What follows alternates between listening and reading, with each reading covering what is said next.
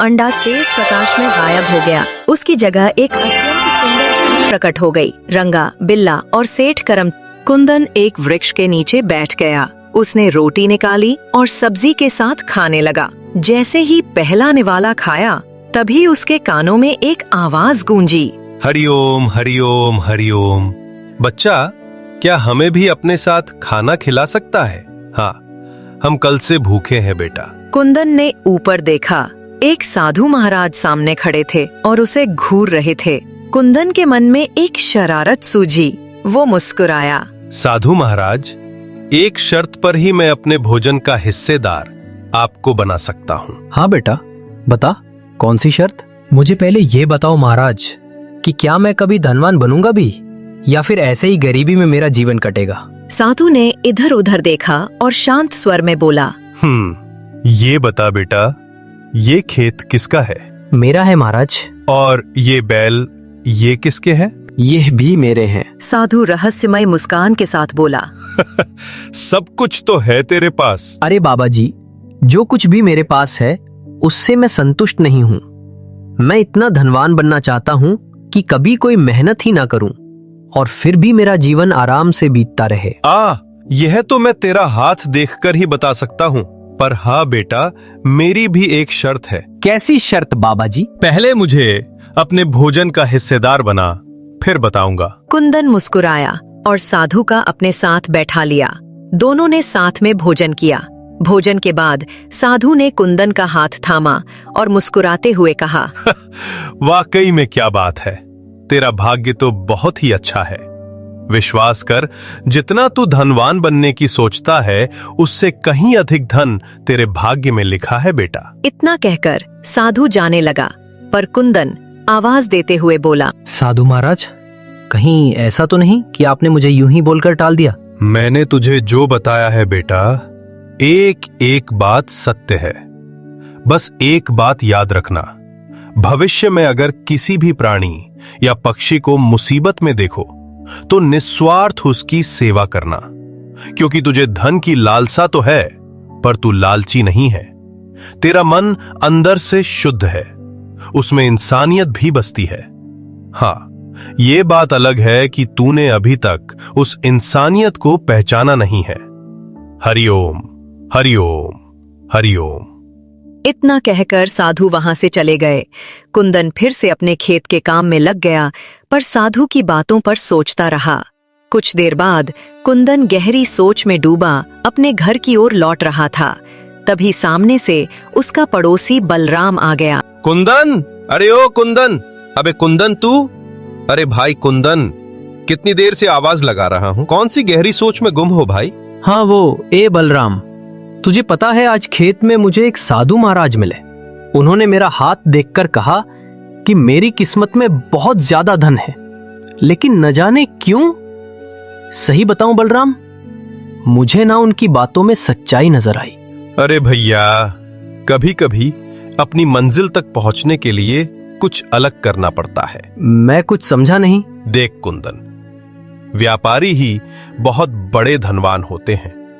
अब देख, हम ठहरे किसान मेहनत से धरती का सीना चीर कर अनाज उगाते हैं, पर हम उसे अपनी मर्जी से नहीं बेच सकते। राजा ने अनाज का दाम तय कर रखा है, उसी दाम में बेचना पड़ेगा। इसीलिए हमारी आय सीमित है और मुझे लगता है कि तुम्हें व्यापार करना चाहिए।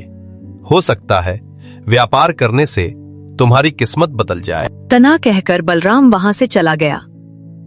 कुंदन घर पहुंचा और बलराम की बातों को सोचता रहा।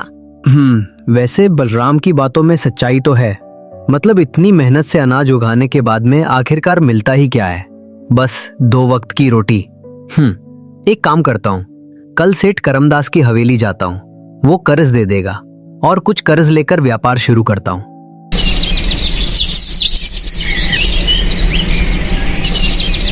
अगले दिन कुंदन सेठ करमदास की हवेली जा पहुंचा। सेठ जी प्रणाम प्रणाम। सेठ जी, मुझे आपसे कुछ कर्ज चाहिए। कर्ज चाहिए? अरे भैया, लेकिन जहां तक मैं जानता हूं, तेरी जमीन तो बड़ी उपजाऊ है और अच्छी खासी फसल दे रही है, फिर तुझे कर्ज की क्या जरूरत है? सेठ जी, एक साधु महाराज से मेरी भेंट हुई थी। उन्होंने कहा था कि मेरी किस्मत में बहुत धन लिखा है। अब मुझे लगता है कि व्यापार करने से मैं और अधिक धन कमा सकता हूँ। यानी कि तू एक साधु की बातों में आकर कर्ज लेने के लिए उतारू हो गया। खैर, ये तेरा मामला है, तू जाने। लेकिन मैं ऐसे कर्ज नहीं देता। अगर देता हूं तो कुछ गिरवी रखना पड़ता है। देख भाई, तेरा खेत है उपजाऊ, तू अपना खेत गिरवी रख दे। सेठ जी, मैं कुछ गिरवी नहीं रखूंगा, बस आप मुझे कर्ज दे दो। व्यापार में मुनाफा होते ही मैं ब्याज सहित आपका कर्ज लौटा दूंगा। पगला गया है क्या रे? अरे क्या भरोसा कि तू मेरा कर्ज वापस करेगा कि नहीं करेगा, हैं? अरे सेठ जी, कैसी बातें करते हैं? क्या मेरी जुबान भरोसे लायक नहीं है? ए भैया, जुबान का कोई भाव नहीं होता है। हाँ तो ठीक है सेठ जी, मुझे भी आपसे कर्ज नहीं चाहिए। मैं भी इतना काबिल हूं कि कहीं और से इंतजाम कर लूंगा। लेकिन याद रखना सेठ, जिस दिन मैं धनवान बन गया उस दिन तुम्हारा भांडा फोड़ कर दूंगा। तुमने न जाने कितने गरीब गांव वालों की जमीन कर्ज देने के नाम पर उन पर भारी ब्याज लगाकर हड़प ली है, समझे? अरे दफा हो जा यहां से, इससे पहले कि मैं अपने नौकर रंगा बिल्ला से तेरी हड्डी पसली तुड़वा दूं। अरे चल, निकल यहां से, निकल। सेठ के सब सुनकर कुंदन क्रोधित हो गया और वहां से चला गया।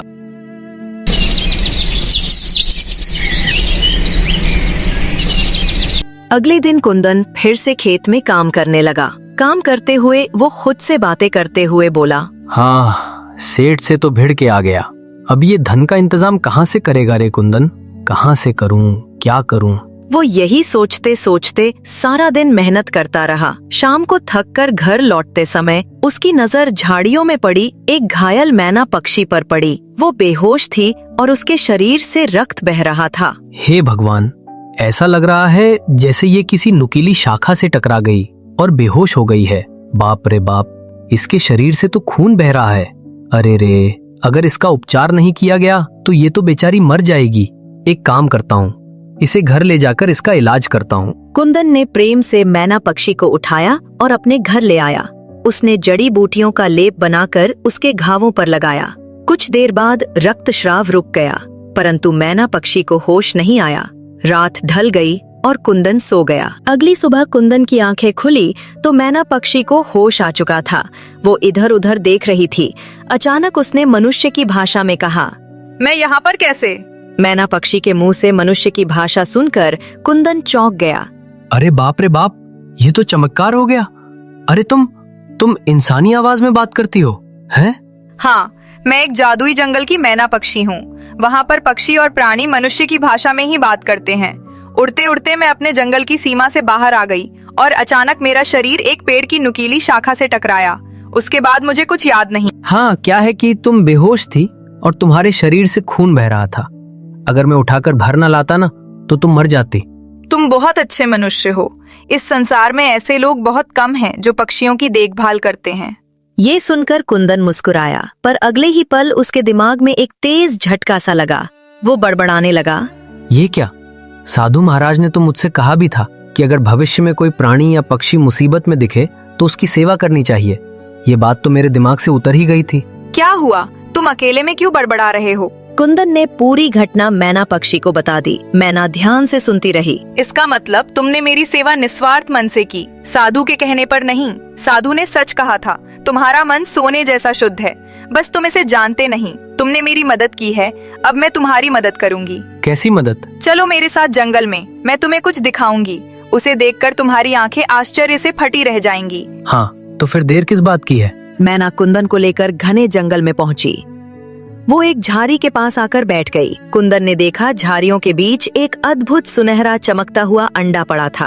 अरे बाप रे बाप, ये तो बड़ा ही विचित्र अंडा है और ये तो ठोस सोने का लगता है। अगर मैं इसे बाजार में बेच दूं फिर तो मुझे बहुत धन मिल सकता है। बस यही गलती मत करना। है? क्या मतलब?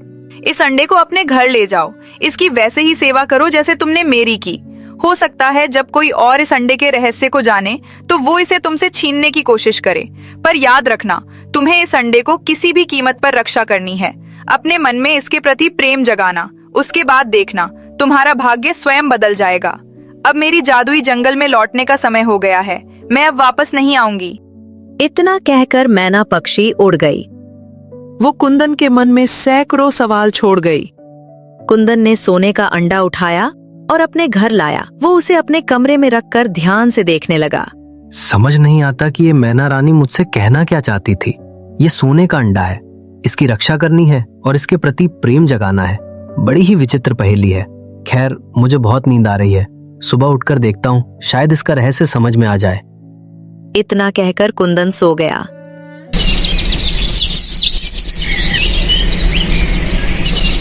अगली सुबह जब कुंदन सोकर उठा तो वो देखकर चौंक गया।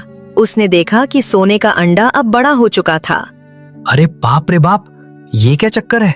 जब मैंने इसको यहाँ रखा था तब तो ये छोटा था, ये अचानक से बड़ा कैसे हो गया? कुंदन अंडे को बहुत गौर से देखता रहा। ओह, खैर जो भी हो, अगर ये बड़ा होता चला जा रहा है तो फिर तो ये मेरे लिए ही फायदेमंद है ना। जितना बड़ा सोने का अंडा उतनी अधिक कीमत इसकी। वाह वाह वाह वाह। इतना कहकर कुंदन खेत की ओर निकल गया। शाम को जब वो लौटा तो देखा अंडा अब और भी विशाल हो चुका था। अरे बाप रे बाप, ये क्या? ये अंडा तो और बड़ा हो गया। अब बस देखते चलता हूँ ये कितना बड़ा होता है। जरूर उस मैना पक्षी की बातों में कोई ना कोई तो गहरा रहस्य था। हाँ। रात को कुंदन सो गया। अगली सुबह जब उसकी आंखें खुली तो अंडा अब एक मानव के बराबर आकार का हो चुका था। बाप रे बाप, ये सोने का अंडा तो अब इंसान जितना बड़ा हो गया। अगर इतना बड़ा अंडा मैं बेच दूं तो मेरे पास वो धन की कोई कमी ही नहीं रहेगी। अचानक उस अंडे से एक स्त्री की आवाज आई। मुझे बहुत तेज भूख लगी है, मुझे खाना दो। अंडे के अंदर से आती स्त्री की आवाज सुनकर कुंदन डर गया। अरे ये क्या? अंडे के अंदर से ये लड़की की आवाज आ रही है। कहीं उस मैना पक्षी ने मुझे किसी मुसीबत में तो नहीं फंसा दिया? बाकी बातें बाद में कर लेना, मुझे बहुत भूख लगी है। लेकिन तो तुम हो कौन? ये मैं तुम्हें नहीं बता सकती। अगर मैं बताऊंगी तो इसी क्षण जलकर राख हो जाऊंगी। तो फिर मैं कैसे भरोसा करूं कि तुम कोई मानव हो? क्या पता तुम कोई चुड़ैल, राक्षसी या पिशाचिनी हो। मैं कैसे मान लूं कि तुम मानव हो? ना मैं राक्षसी हूँ, ना पिशाचनी, और ना ही कोई चुड़ैल। कुंदन गहरी सोच में डूब गया। लेकिन मैं तुम्हें खाना कैसे दूं? मतलब इसके लिए तो मुझे अंडा तोड़ना पड़ेगा ना? ऐसा करने की कोशिश भी मत करना। अगर तुम अंडा तोड़ोगे तो तुम भी जलकर राख हो जाओगे। तो फिर ये बताओ कि मैं तुम्हें खाना कैसे दूंगा? तुम तो अंडे के अंदर हो। भोजन अंडे के सामने रख दो, वो गायब हो जाएगा और मेरे पास पहुंच जाएगा। कुंदन ने रोटियां बनाई, स्वादिष्ट सब्जी तैयार की और अंडे के सामने रख दी। अगले ही पल अंडे से रंग बिरंगी किरणें निकली और खाना गायब हो गया। ओ वाकई, खाना तो सचमुच गायब हो गया। खाना बहुत स्वादिष्ट था। इतना अच्छा भोजन मैंने अपने जीवन में नहीं खाया। क्या तुमने अपनी पत्नी से बनवाया है? नहीं नहीं नहीं, मेरी शादी वादी नहीं हुई है। सारा खाना मैंने खुद ही बनाया। तो फिर तुम्हारी पत्नी तो बड़ी भाग्यशाली होगी, उसे तो खाना बनाना ही नहीं पड़ेगा। अगर मैं इस अंडे से बाहर होती तो मैं तुमसे शादी जरूर करती। कुंदन उसकी बात सुनकर हंस पड़ा। वैसे तुम जो भी हो, पर हो बहुत चलबुली लड़की। खैर चलो, मैं खेत जा रहा हूँ। शाम को आकर तुमसे बातें करूंगा। वैसे तुमसे बातें करके बड़ा अच्छा लगा। आ चलो, शाम को मिलता हूँ मैं। क्या तुम्हें सारा दिन ऐसे ही बैठी रहूंगी? अच्छा तो क्या मैं काम भी नहीं करूं? देखो भाई, मुझे मेहनत करनी पड़ती है। मैं कोई राजा महाराजा तो हूं नहीं जो सिंहासन पर बैठे बैठे आराम से जीवन चलता रहेगा। चलो, शाम को आकर मिलता हूँ। इतना कहकर कुंदन खेत चला गया। शाम को जब लौटा तो फिर वही आवाज आई। मुझे बहुत तेज भूख लगी है। कुंदन ने तुरंत खाना बनाया और अंडे के सामने रख दिया। खाना फिर गायब हो गया। वाह, तुमने बहुत स्वादिष्ट भोजन बनाया है। अब से तुम्हें रोज सुबह का खाना मुझे देकर और दोपहर का खाना अंडे के सामने रखकर जाना होगा। दत्त तेरे की। वो मैना पक्षी कहती थी कि इस अंडे की सेवा करने से मेरा भाग्य बदल जाएगा, लेकिन यहाँ तो उल्टा ही हो रहा है। पहले सिर्फ अपने लिए रोटियां बनाता था, अब 2 लोगों के लिए रोटियां बनानी पड़ती है। खर्चा भी ज्यादा, मेहनत भी ज्यादा। वाह, क्या किस्मत है। कुंदन हंसा और अंडे के अंदर से भी स्त्री की हंसी की आवाज आने लगी। अच्छा एक बात बताओ, क्या तुम सुंदर हो या फिर नहीं? पता नहीं, लेकिन मेरी माँ कहती थी कि मैं बहुत सुंदर हूँ। ओह, तो तुम अंडे के अंदर कैसे आई? मैं चाहकर भी नहीं बता सकती, लेकिन नियति एक दिन जरूर मुझे इस सोने के अंडे से मुक्त करेगी। अच्छा, और तुम्हारा नाम क्या है? कुछ देर के लिए सन्नाटा छा गया। फिर भीतर से धीमी आवाज आई। मेरा नाम सोनी है। कुंदन शांत हो गया।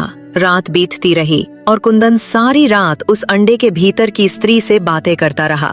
दिन बीतते गए, समय गुजरता गया। अब ये उसकी दिनचर्या बन चुकी थी। सुबह खेत जाने से पहले वह सोनी के लिए भोजन बनाता और शाम को लौटकर उससे घंटों बातें करता। धीरे धीरे कुंदन के मन में सोनी के प्रति प्रेम की भावना जन्म ले चुकी थी। वह अब बिना उससे बात किए रह नहीं पाता था। एक दिन कुंदन सोनी से बात कर रहा था। उसी समय संयोग से सेठ करमचंद का नौकर रंगा वहां से गुजर रहा था।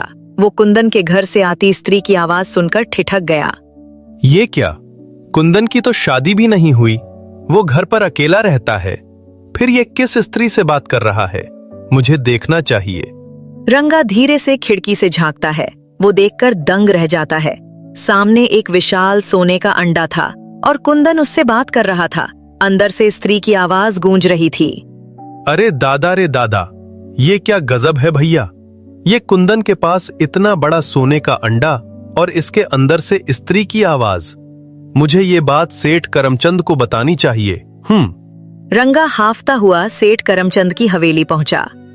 सेठ अपने दूसरे साथी बिल्ला के साथ बैठा था। अरे सेठ जी, सेठ जी, सेठ जी, मैंने जो देखा वो अविश्वसनीय है। कुंदन के घर में एक विशाल सोने का अंडा पला है, मतलब मान लीजिए कि एक आदमी के बराबर, और उसके अंदर से एक औरत की आवाज आती है। है? ये क्या कह रहा है? कुंदन के पास इतना बड़ा विशाल सोने का अंडा कहां से आ जाएगा? सेठ करमचंद के मन में लालच की आंख फड़क उठी। हाँ, तो फिर देर किस बात की है रंगा? चलकर उसका अंडा अभी छीन लेते हैं। चल। कुछ ही देर में सेठ करमचंद अपने दोनों नौकरों रंगा और बिल्ला के साथ कुंदन के घर पहुंच गया। दरवाजा जोरदार धमाके से खुला। सेठ, तुम लोग यहाँ क्या कर रहे हो? ए भैया, तेरा रहस्य अब रहस्य नहीं रहा। इस सोने के अंडे को मेरे हवाले कर दे, नहीं तो जान से हाथ धो बैठेगा, समझा? हाँ, तुम मेरी भी बात कान खोल के सुन लो सेठ। चुपचाप यहाँ से दफा हो जाओ। अगर किसी ने माँ का दूध पिया है तो अंडे को हाथ लगा के दिखा दे। हाथ काट के दूसरे हाथ में दे दूंगा। फालतू की डींगे मत हाँक, मेरी बात ध्यान से सुन। सोने का अंडा उसी का होगा जो सबसे ज्यादा शक्तिशाली होगा। रंगा, बिल्ला, देखते क्या हो? अपनी माँ का दूध पिया है ना? और तुम्हारे हाथ में लाठियां भी हैं। इस ससुरे कुंदन की हड्डियां तोड़ दो और ये अंडा इससे छीन लो। जल्दी करो। कुंदन ने पूरी ताकत से उनका मुकाबला किया, परंतु वो 3 थे और वो अकेला। कुंदन का सिर फट गया, उसके माथे से रक्त बह निकला। वो लहूलुहान होकर भी अंडे को टूटने नहीं देता। अचानक उसके सिर से गिरते हुए एक बूंद रक्त उस सोने के अंडे को छू गई। अगले ही पल अंडे से रंग बिरंगी किरणें फूट पड़ी और फिर वो अंडा तेज प्रकाश में गायब हो गया। उसकी जगह एक अत्यंत सुंदर स्त्री प्रकट हो गई। रंगा, बिल्ला और सेठ करमचंद तीनों भय से कांपने लगे। अरे अरे, ये तो हमारे राज्य की राजकुमारी सोनी है, जो कुछ महीने पहले इस जंगल में लापता हो गई थी। हमें क्षमा कर दीजिए राजकुमारी, माफ कर दीजिए। दफा हो जाओ यहाँ से और याद रखना, अगर दोबारा भविष्य में कुंदन पर हाथ उठाने का प्रयास किया तो मुझसे बड़ा शत्रु तुम्हारा कोई नहीं होगा। रंगा, बिल्ला और सेठ करमचंद भयभीत होकर वहां से भाग गए। राजकुमारी, आप इस सोने के अंडे के अंदर कैसे गईं? आखिरकार ये रहस्य क्या है? इसके पीछे एक कहानी है। दरअसल मुझे शिकार करने का बड़ा शौक था। मैं रोज जंगल में जाती और मासूम पक्षी और जानवरों को बिना कारण मार देती। एक दिन मैंने एक कबूतर के अंडे तोड़ दिए। सोनी की आंखें भर आईं। ये सब एक साधु महाराज देख रहे थे। वो क्रोधित हो गए और बोले, तेरे मन में पक्षियों के प्रति कोई प्रेम नहीं है, इसीलिए मैं तुझे शाप देता हूँ, तू एक सोने के अंडे में कैद रहेगी। मैं डर गई और उनसे क्षमा मांगने लगी। साधु ने कहा, श्राप तो वापस नहीं लिया जा सकता, परंतु अगर कोई व्यक्ति इस अंडे को प्राप्त कर ले और निस्वार्थ उसकी सेवा करे तो अंडा बढ़ता जाएगा, और जब उस पर किसी मानव का रक्त गिरेगा तो तू श्राप से मुक्त हो जाएगी। ओह, तो आप शाप से मुक्त हो गईं? हाँ, तुम्हारी वजह से।